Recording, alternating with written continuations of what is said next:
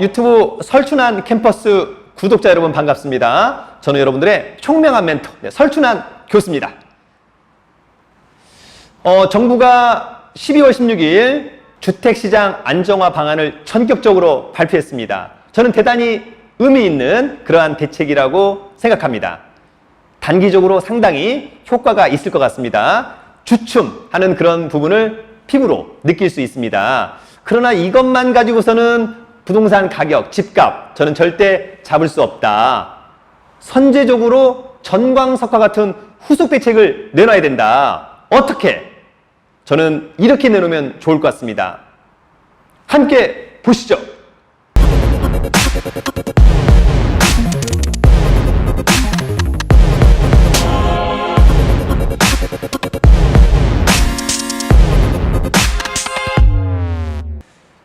설춘한 교수가 기재부 장관 또는 국토부 장관이라면 내놓는 두 번째 최종 공약입니다. 더 이상 술래잡기 공약은 안 된다. 빼도 박도 못하는 빼박 공약을 내놔야 된다. 집값 잡기 위한 최종 공약. 자, 이번 12.16 대책 저는 단기 효과는 충분하다고 봅니다. 정부의 메시지 좋습니다. 집 사서 돈 벌지 말아라. 집으로 또는 부동산으로 불로소득 주지 않겠다. 다만 여전히 부담스러운 것은 풍부한 유동성 그리고 저금리. 사실 저금리라고 하는 부분이 많은 분들이 빚을 내서 버틸 수 있다. 이런 부분이 또 될 수 있는 거고 오히려 저금리이기 때문에 더 이상 저축을 해서는 살 수 없다. 뭔가 부동산을 통해서 월세 수익 또는 부동산 매매 차익 이런 것들을 거둬야 되지 않느냐. 이러한 고민을 하게 하는 것이 저금리입니다. 그러나 이번 대책 또다시 나오는 이야기 풍선효과. 정말 지긋지긋한 사자성어입니다. 풍선효과. 어떤 대책을 내놓든지 풍선효과. 사실 시장이 좋기 때문에 또는 시장이 투기장. 사실 지금의 장세는 사실상 거의 도박과 같은 장세다라고 해도 과언은 아닙니다. 이렇게 시장이 좋을 때는 조그만 틈새를 무조건 풍선효과라고 해서 띄우는 언론 또는 부동산 전문가 이런 사람들이 있는 거죠. 이유는 부동산 시장이 죽으면 언론, 부동산 전문가 할 게 없는 거예요. 사실상 백수로 전락할 수 있다. 매경, 네이버, 부동산 아무도 보지 않습니다. 무슨 직방, 다방, 부동산 채널 전혀 보지 않습니다. 시장이 죽어가고 있는데 그런 것들은 여러분 어떻게 느끼냐? 우리가 주식시장과 비교할 수 있는데 주식시장이 좋으면 많은 사람들이 매일경제신문, 한국경제신문, 그죠? 또는 많은 포털사이트에 주식 관련된 언론 또는 카페 또는 SNS 엄청난 인기가 많습니다. 그러나 주가가 폭락하는 순간 많은 사람들이 신문 뭐하러 봐? 이런 거 뭐하러 보나? 이런 걸 고민하게 되는데 저는 오히려 이제 부동산 집값 2020년도에 잡을 수 있을 것 같다라고 하는 그런 기대를 한번 가져봅니다. 자, 이번 대책으로 집값은 잡힐까? 저는 단연코 NO. 잡을 수 없다. 다른 대책으로 집값은 잡을 수 있을까? 단연코 YES. 잡을 수 있다. 정부가 정말 고민해야 되는 그런 부분입니다. 중요한 것은 부동산은 심리다. 앞으로도 여전히 가격이 뜰 것 같다라고 한다면 사람들은 팔지 않고 계속해서 매수할 겁니다. 그러한 심리를 줘서는 안 된다. 부동산 앞으로 떨어질 것 같아. 이런 심리를 줘야 되는데 그런 심리를 주려면 구멍 없는 예견할 수 있는 그러한 정책, 빼박 공약이 나와야 된다. 저는 그렇게 주장합니다. 자, 홍남기 부총리가 이번 12.16 대책을 발표하면서 또 대책을 한번 쭉 보다가 여의치 않다면 내년도에 더 강력한 대책으로 나오겠다. 이 자체의 발상은 저는 잘못되었다. 후속 대책이 선제적으로 저는 나와야 된다고 보는 거죠. 이번 대책은 수요를 잡았지 공급에 대한 대책 너무 미약하다라고 하는 점, 시장을 조금 잘 못 읽고 있는 것은 아닌가 이런 생각이 듭니다. 그래서 저는 전광석화처럼 12월 말 또는 1월 중으로 후속 대책이 나와야 된다. 그러면 정부의 정책 저는 활용 점정할 수 있다라고 자신합니다. 자, 그러면 이번에 내놔야 될 대책 무엇이 있을까? 첫째도 공급, 둘째도 공급, 셋째도 공급. 이번에는 공급에 방점을 찍으면 되는 겁니다. 어떻게? 자, 공급의 방향. 첫 번째, 서울에서 반드시 공급을 해야 되는 부분이 나와야 됩니다. 가령 박원순 서울시장이 계속해서 반대하고 있는 용산 미군기지 이전지를 개발하겠다. 주거용 부동산 집어넣겠다. 라고 하는 부분이 나와야 됩니다. 박원순 서울시장도 요즘에 상당히 급했던 것 같습니다. 종부세를 3배 올려야 된다. 뭐 이런 말 하고 있습니다만 그것보다는 용산 미군기지 이전지에다가 아파트 짓겠다라고 하는 공급 대책 꼭 나와야 될 것으로 보입니다. 두 번째, 구룡마을 같은 곳에 재개발을 확대해야 됩니다. 누구나도 가고 싶은 그런 곳, 용산, 강남 그런 곳 아닙니까? 세 번째, 그린벨트 해제와 개발이 가능한 곳 중에 개발한다. 아무런 뭐 그린벨트 아무데나 개발 이런 건 아닌 거죠. 그린벨트 지역 개발해도 되는 지역들을 정부가 정확히 고를 수 있는 거잖아요. 더불어서 국유지 중에 일부 개발할 수 있는 곳들을 적극적으로 서울에서 공급해야 하는 공급 대책이 나와야 된다. 이런 것들이 나온다면 더 이상 언론, 전문가들 통선 효과 없는 거죠. 예. 또 뭐 3기 신도시 서울 아니지 않느냐, 무슨 효과가 있느냐 이런 말 나오지 않게 정확하게 첫 번째 서울에서 공급 대책이 나와야 된다.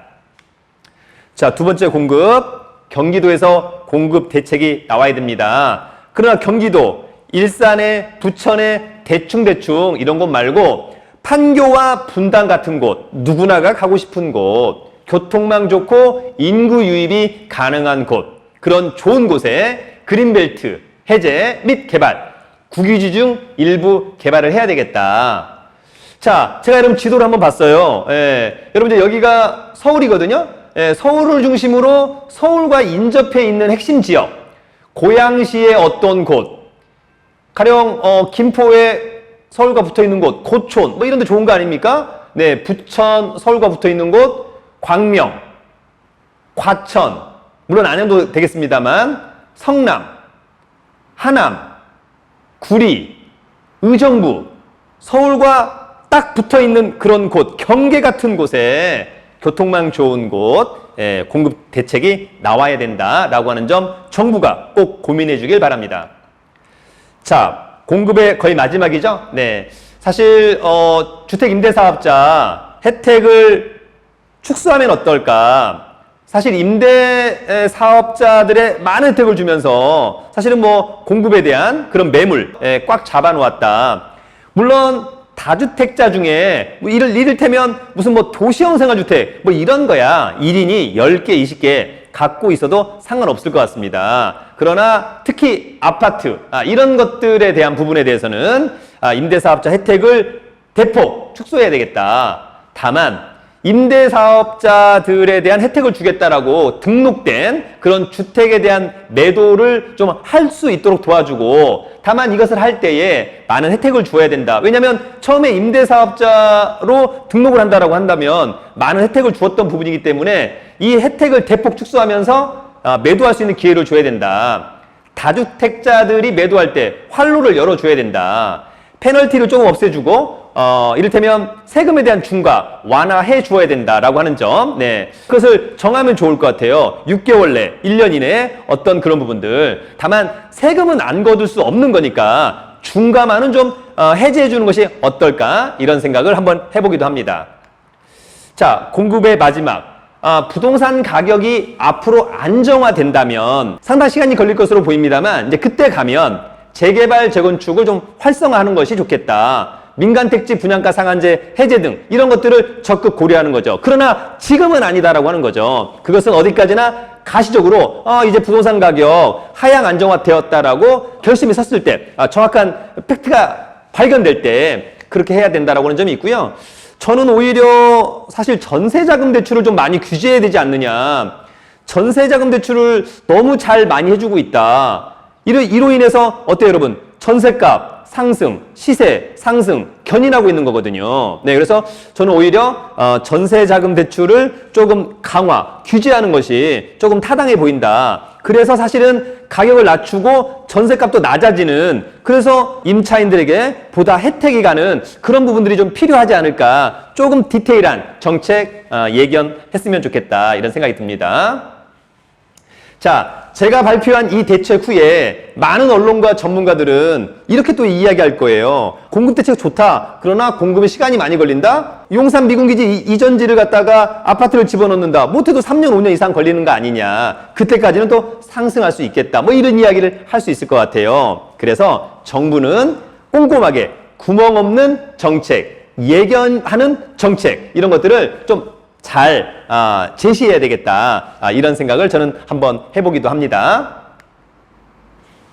자, 여러분, 이번 대책으로 더 이상의 대책은 필요 없었으면 좋겠다. 이번 정부 들어서 18번째의 대책이 나왔습니다. 19번째의 대책은 선제적으로 전광석화 같은 대단히 좋은 공급 대책으로 마무리를 지으면 어떨까? 부동산은 가치와 가격이라고 하는 부분이 있는데, 저는 지금의 부동산 가격은 가치보다는 조금 더 업돼 있지 않느냐, 이런 것을 우리가 여러분 일명 버블이라고 하는 거잖아요. 조심해야 되는 시기가 아니냐.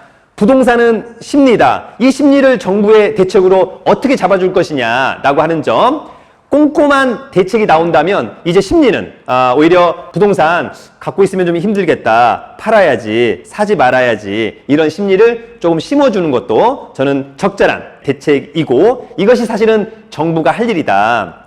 사실 여러분, 정부가 시장에 개입하는 것은 그다지 바람직하진 않다. 그러나 지금 이 시점에서 정부의 시장의 개입은 필요한 또 그런 부분일 것 같습니다. 지금에라도 개입하지 않는다면 사실 시장은 난장판, 그 파급 효과, 그것에 대한 결과 누가 감당해낼 수 있을까? 정부가 지금이라도 꼼꼼한 대책으로 꼼꼼하게 잡아주고 누구나 쉽게 1주택을 가질 수 있는 그런 기회를 주어야 한다라고 하는 점을 저는 이번 정책을 통해서 강조하고 싶습니다. 여러분의 생각은 어떤가요? 자, 여러분, 제가 기재부 장관이라면 또는 국토부 장관이라면 하는 대책을 2번 언급했습니다. 이번 건은 최종판인데요. 정부가 정말 전광석화 같은 선제적인 대책을 통해서 이번 부동산 집값 잡기에 꼭 성공하기를 바랍니다. 누구나가 쉽게 주택 하나 정도는 가질 수 있는 그러한 시대를 좀 만들어줘야 되지 않느냐. 누구라도 일하지 않고 그냥 부동산만 사서 불로소득을 거두는 것은 바람직하지 않다라고 하는 점, 정부의 정책을 만드는 여러분들 대단히 정말 고뇌하고 고뇌하는 그러한 정책을 이번에 끝장 공약을 좀 만들어주기를 바라겠습니다. 구멍 없는 빼박 공약, 더 이상 풍선 효과는 없는 그런 제대로 된 대책을 내줌으로써 많은 사람들의 어떤 부동산 심리에 조금 안정화를 주기를 바랍니다. 저의 공약은 여기까지. 유튜브는 설춘한 캠퍼스!